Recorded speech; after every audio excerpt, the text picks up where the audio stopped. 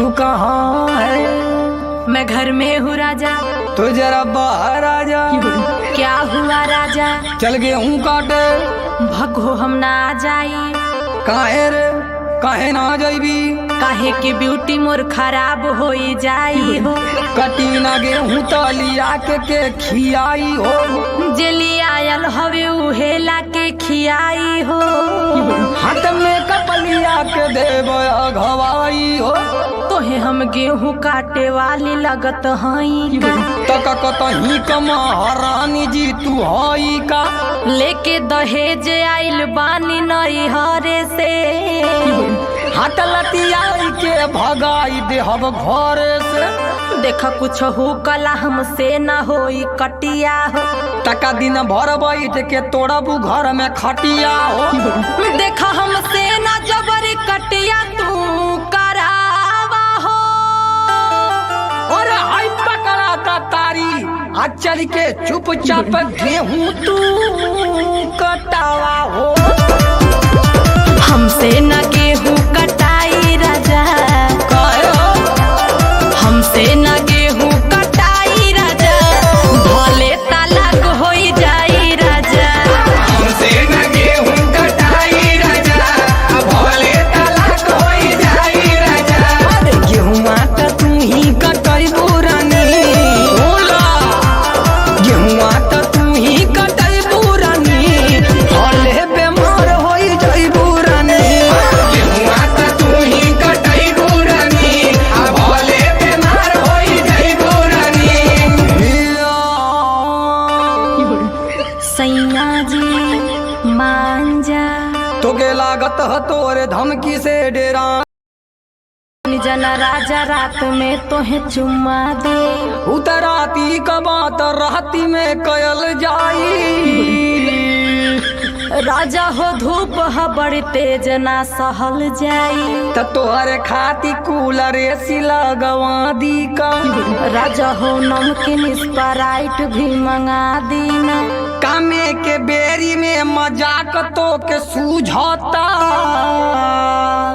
देखा न ओठ भी गर्मी से राजा सूखता। पता न कौन काल में हमार बियाह भयल।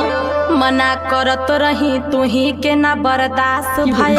वही के ताना रोज रोज मारली हमके। इ तो अभी कुछ ना खर्चा भी कराई बुझम के।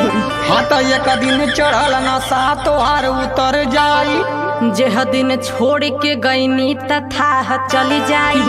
तो के काम कैले में कौन परेशानी? अरे लोही में सूख जाए राजा। अब ही 16 के मोर जवानी है। और लागी नाही लूह जानी होका परेशान। झुमका झुलनिया गढ़ाई देबे जान। झूठो के तू असरा धरावा तारा हो। हमारा के बुरा बग बनावा तारा हो। अरे संग में जे दवरी करई बुरानी। अरे संग में जे दवरी करई बुरानी। जिंदगी के सुख सब पई बुरानी। संग में जे दवरी करई बुरानी। जिंदगी के सुख सब पई बुरानी। अब का भइल? कटी ना गेहूं तो फसल खराब हो जाई। चाहे कुछ भी करा हमसे नहीं सब हो पाई। ततुआ यलाऊ बैठ के खाली खाए का? लाके राइस पिज्जा बर्गर कभी खिलाएगा। जोरे झूठी तोरे मुँहे लगल बेकार हवे। न तोरे घर ह ना दुआर ह न कार हवे। ताई घर न का पहाड़ तो के लागत हो। जात है खाए हमके भूख बहुते लागत है। तो से हम का कहत हई या का सुनत हई? ले जाए के चक्कर में बाड़ा हम बुझत हई। बिना ले गईले तो के आज हम न छोड़ब हो। मारी के मुहवा तोहर फोरब हो। करे तना तमीज कहवा से सिखले बाड़ी। एगो नई हरवे में गुंडा के मोह रखले बानी। अच्छा यही मार झगड़ा हमसे रोज करेली। अरे तोरे जैसन बुढ़वा से हम तनिको प्यार ना